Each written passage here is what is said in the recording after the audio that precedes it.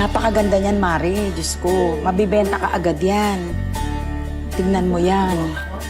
Eto, Mare, pwede mo nang ibenta ng 22. Sa'yo na yung 2,000.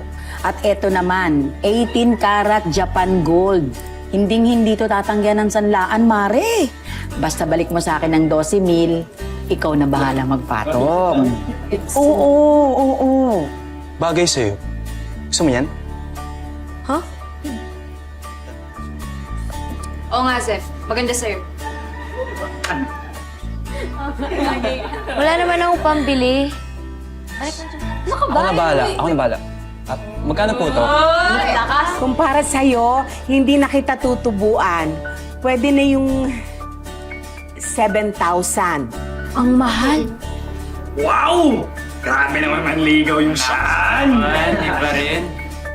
Hindi naman ako nagpapabili. Tigilan mo nga. Balik na natin. Bakit? Kailan ba birthday mo? Ay, alam ko yung birthday. Tuloy na rin. Tigilan nyo nga kami. Mahiya naman kayo. Uy, ano ka ba? Gold na yan, no? Tatanggihan mo pa. Tingnan mo, oh. Naglalabas na ng wallet.